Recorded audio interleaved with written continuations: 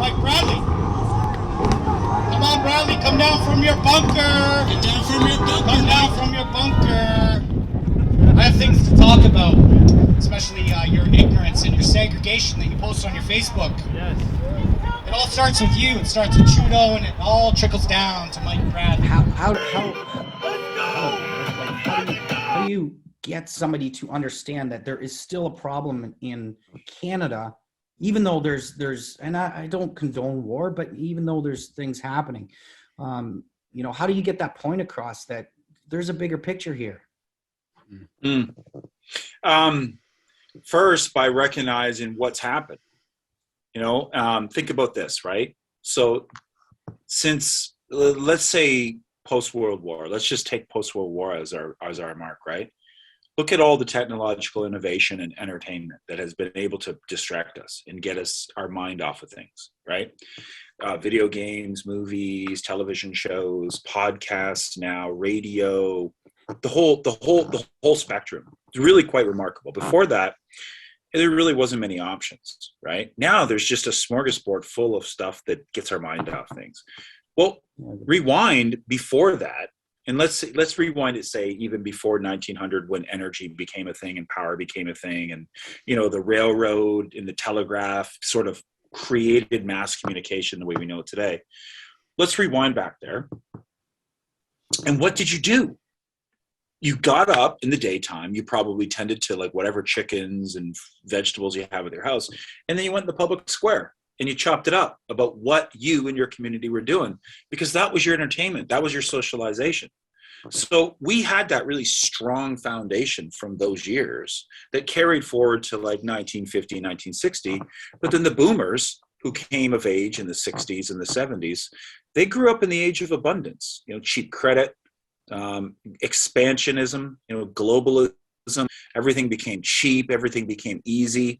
And really we live in great times right now, don't get me wrong, but it's distracted us from what kind of matters as far as government, and most importantly, our role to play as the electorate, and how we're supposed to be the oversight, check and balance for these people in power. We don't just elect them and say, oh, they're smart, let's elect them and just forget about it and go about our business and drink our India Pale Ales and smoke our doobies. No, it's not the way it's supposed to work.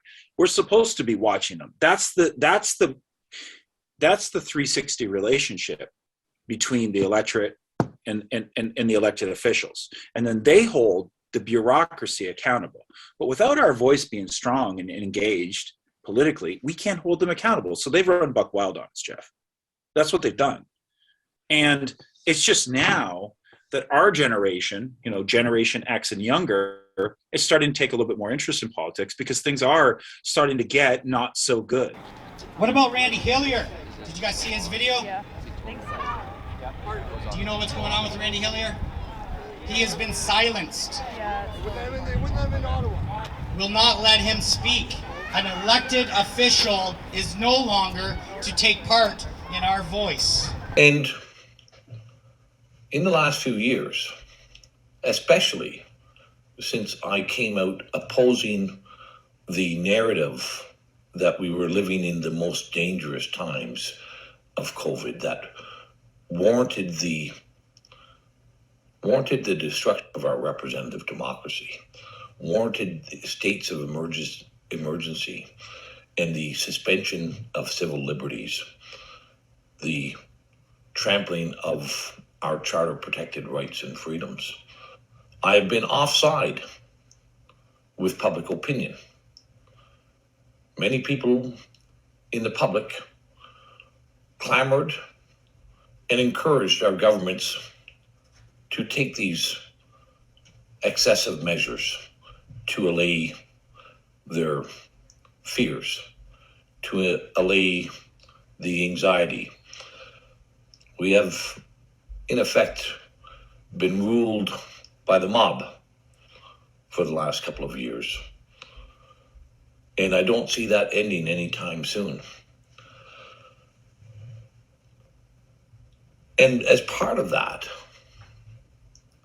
I have been condemned by a number of municipal councils in my area, condemned because I dared have a different view, a contrary view, a view that the virus did not require us to trample our Charter of Rights and Freedoms, did not require us to close up our businesses, our schools, our healthcare, that these were all unnecessary. And the facts and evidence have borne this out. Every measure that we've taken has had limited or no effect, beneficial effect on the spread of the virus. Everything that we have done has caused far more harm, far more injury to far more people than what the virus ever could. But because I had this dissenting view and was willing to share it and be public and to be vocal about this, it wasn't just municipal councils that condemned me. It was not just the media parrots who condemned me, but also the Ontario legislature has condemned me now on 2 occasions. The last one has now taken the never before seen action of actually preventing me from being in the legislature and representing that point of view, or my constituents' point of view, or my constituents who share my view, which is a substantial number. The Speaker has been authorized not to recognize me, not to permit me to table motions or order paper questions. The House has authorized the Speaker to prevent me from asking questions or attending committees. So, Brandon last week talked about Brian Peckford. I've been doing some research and watching some videos. Do you know that Brian Peckford is the last living architect of the Charter of Freedom and Rights? Do you know this? Good. I'm glad you know that. He is suing the federal government. How do you feel about that? What concerns are driving you to re-enter the political discussion at the moment? Well, primarily it is the Charter of Rights and Freedoms, especially those freedoms and rights that are in sections 2, 6, 7, and 15 of the Charter, which I helped craft. And they're freedoms of association, freedoms of expression, religion, conscience, freedom of assembly, freedom of association, that's in section 2. Section 6, freedom of mobility, the right to travel anywhere in Canada or leave Canada. Section 6 deals with life, liberty, and the security of the person. And Section 15 with equality. Every Canadian is equal before the law. As we sit here today, those provisions are being violated by all the governments of Canada, but in particular, in my case right now, the federal government of Canada, and I'm about to launch a lawsuit against the federal government because of these mandates, especially their travel ban. There's no other travel ban in the Western world like this one, and yet we're the second largest country in the world by geography. This impinges upon my right of travel, my right to travel to my family back east or my friends. It takes away my right as a Canadian to be protected by the mobility right of Section 6. Okay, and therefore, okay, I feel that the federal government has overreached its authority. Okay, so let me get this clear because I'm still having a hard time conceptualizing. So, check. You're okay? So Brandon was just talking about the Charter of Rights, and I've had many people kind of ask me, what are we up against? And unfortunately, we are up against kind of each other in the segregation right. I just like that. So I was having a conversation on Facebook with somebody, and it wasn't an aggressive conversation. It wasn't angry. But at the end of the day, this person said to me, the Charter of Rights and Freedoms is old, and it is no longer legal today. And I read it before I went to bed, and I kind of, did your jaw drop when I told you that? Yeah. Yeah, what is the Charter in place for? Freedom! Freedom, you got it. The fact that this is actually a reality. So the situation we have in Canada is that a former drafter of what is one of the most fundamental articles of our shared agreement as a people is now about to launch a legal claim against the government itself for violating the fundamental principles upon which the entire country is founded and assembled and agrees. That's not too blunt? No, that is very, very accurate. That's exactly what's happening. I'm the only First Minister left alive who was at that conference and helped draft these freedoms and these rights and the Constitution Act of 1982 itself. And I do this very reluctantly. I've been watching this thing now for almost 2 years. I've been speaking out about it at public meetings and on my blog and so on. And I've come to the conclusion now that I must, as a Canadian, and as one of the writers and founders of the Constitution Act of 1982, not only speak about it, I must act about it. I must show Canadians that I'm so concerned as a citizen and as a former First Minister that helped craft this Constitution Act 1982, that I must take action against my own government because they have violated rights that I and others helped craft in 1981, 1982. I think there are two big things at play. One is the truckers' convoy. I'll tell you why. Today, courts are they're less looking at the Constitution than they are what the people are saying. Sadly, because they should be looking at what the Constitution says. We know from a couple of court cases now, what I just said is true. They have nowhere in those decisions, there are lower courts, thankfully, okay? Did they mention the supremacy of God, the rule of law, right? Then nowhere did they mention other science, only the government science. So I think we have two fronts here. The courts, yes, the courts of appeal of the provinces and the Supreme Court of Canada. But I think what is really important now is for the people of Canada to realize that through the convoy and legitimate civil disobedience, we can influence the opinion that the judges are going to have at the end of the day. So what is becoming more and more important as I speak right now, I'm getting goosebumps right now from what I'm saying, because I now realize that what is happening in Canada right now with people and with the trials in particular are crucial to us changing public opinion, and especially the opinion of the leaders all the way up into the judiciary, to see to it that this charter is honored. So my anticipation is that as we move forward with these appeals beyond the lower courts of the provinces into the provinces' courts of appeal, which will end up in the Supreme Court of Canada, that process over the next half year to a year, forgetting the mandates coming off, forgetting that doesn't mean a thing. It helps people at a certain level, but it doesn't change our democracy. Our democracy is still gone. Our democracy is still gone until we get a reaffirmation by the courts that the charter applies and has been violated. We all have to get involved because the boomers, they let it go because it was golden years. They let it go. So we have to grab back that, hey, elected officials, you're there because we say so. Without us, you're not there. We have to remind them of that constantly. And that's a good thing. Our great-great-grandparents were probably more engaged because they didn't have anything else. They didn't have a studio. They didn't have a studio, right, Brandon? They didn't have a studio and voiceover work to do. They had their farms. They had their farms. They had their kitchen table, and then they had the square. Yeah.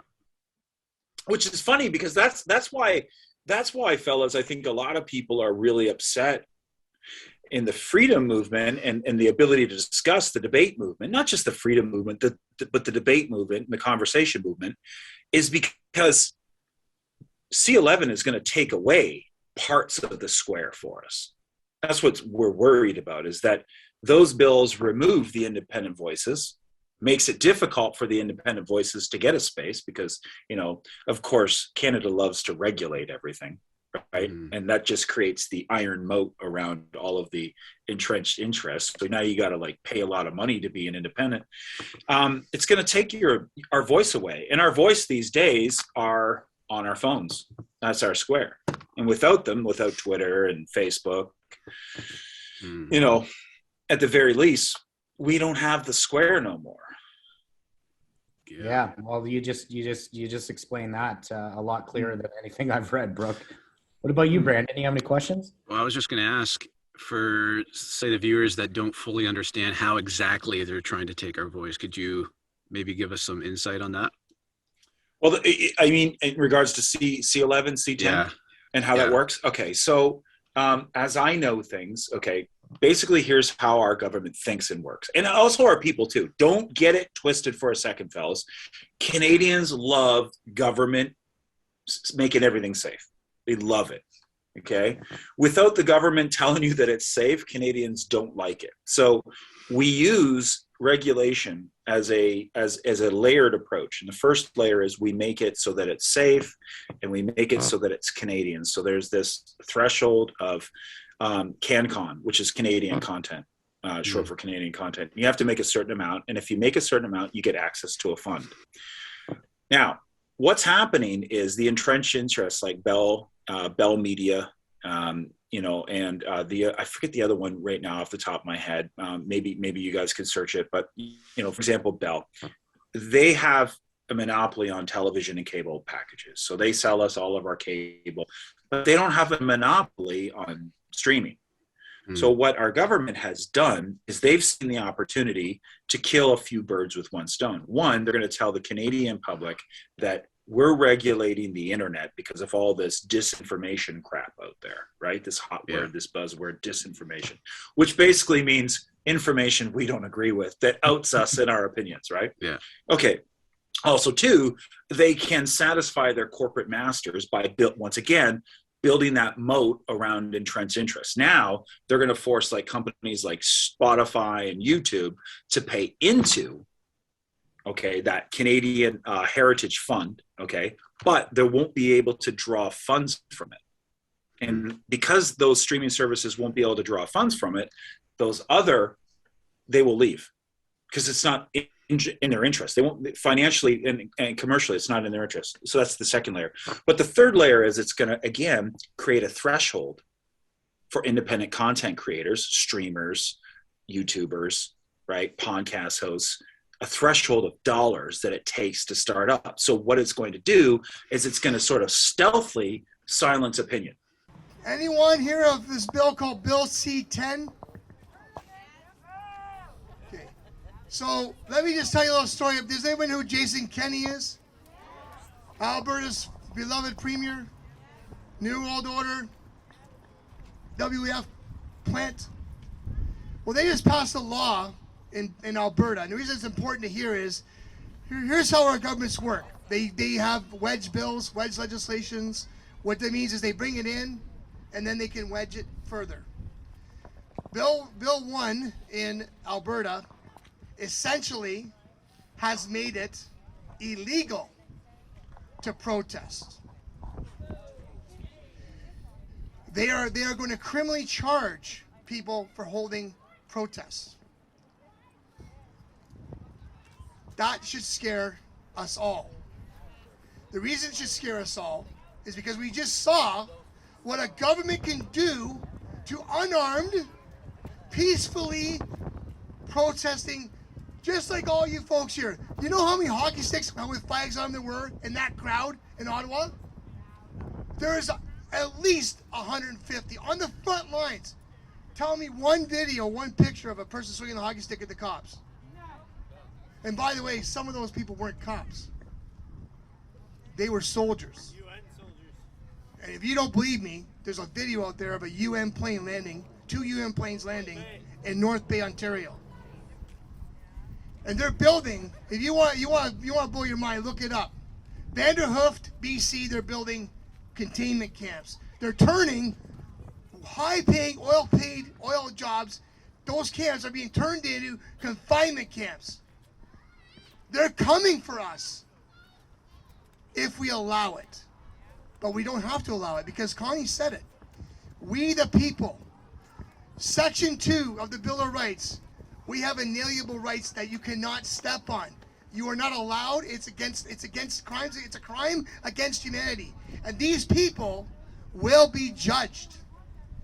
And they will have to atone for what they've done. Just like the Nuremberg trials did it back in Germany. Now, I question whether everyone got what they should have got there, but that's another story. But Bill C-10. So right now we've got Carla Olson doing an awesome job of filming this, documenting this. We've got Jeff McCoy with his camera out, taking pictures. We've got people with their cameras up, broadcasting live on Facebook and their blog. We're launching a platform called the Fisher Files and the JIK Project, the Jesus is King Project. We're going to start showing people what God does when people are on the move and they're activated. And I won't get into religion, but that's my thing.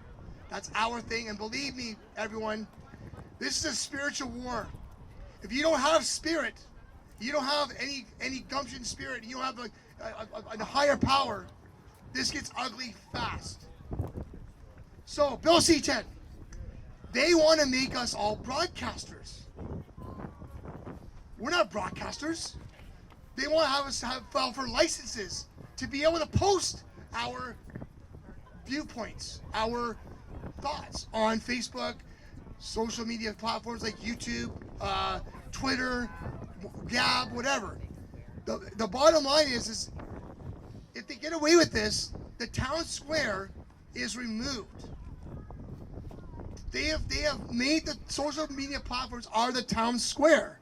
So Bill C-10 is a bill that's gonna bring a legislation in that anyone that shares any platforms, any information, has a podcast like Brando on the Go, they have to pay a license. And guess what happens to us? Do you think they're gonna give us licenses? No. Do you think they're gonna give? And let's say that we get in there and they miss it. Do you think they're gonna renew that license? No. How on earth should we be paying licenses to speak truth, to document truth? You know another country that does this? China. Let's talk about China. Okay, so I was called an absolute crazy loon a year ago. I had a vision. I had a vision that they were going to bring in digital ID. I said they're going to take away our bank cards. They're going to take away everything, and we're not going to be able to operate without it. Ontario website, yesterday, on the website, they're selling us. They got the sales pitch out there to tell us how great it's going to be. You'll be able to win your lottery ticket sooner, and you'll be able to get your bank account sooner, and you'll be able to get your money sooner, your tax return sooner. They're going to reduce this down to a QR code, man. That means that we are no longer going to have any freedom. We're going to be surveilled 24/7. And let me tell you what that leads to. Businesses are going to be bribed, as I said. And if they don't take the bribe, they will not be allowed to take any commerce. They're going to get rid of all other currencies. Cryptocurrency is under attack right now. The banks are trying to take it over. Why? Because it's a people movement. Because they're losing grip, man. They're losing their hold on it. But this is a nasty, nasty piece of legislation that the Ontario government's bringing forth. Now look at that. It's Ontario, right?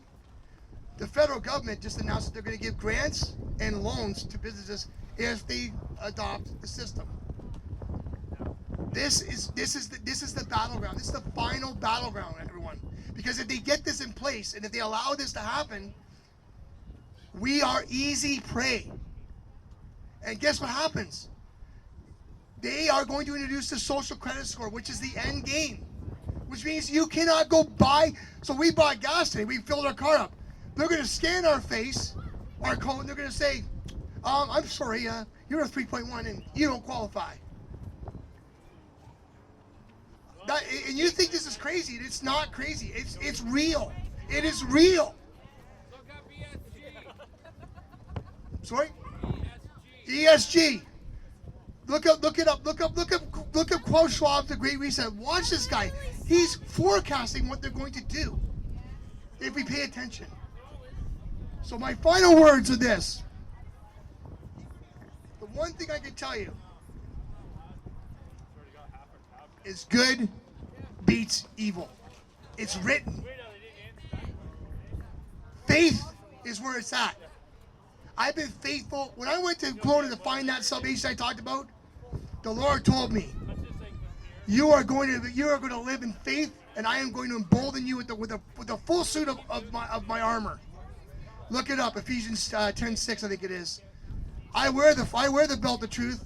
I wear the shoes. I wear the armor, and I am putting my shield up, and I am encouraging everyone in this country to put the shields up and bring the Lord into this. I'll leave you with this. Faith and fear both require you to believe in something you can't see. I choose faith over fear because Jesus is King. That's what I'll leave you with. Have a good day. Whoa, Mr. Fisher. Hello, Facebook Live. I don't know why I'm talking like that, but do you like it? So anyways, so pass that message along to the younger generation. Could you imagine if 18 to 24-year-olds knew what we all know here? Could you imagine where we'd be? I'm pretty sure we wouldn't be the Fringe. I love you all.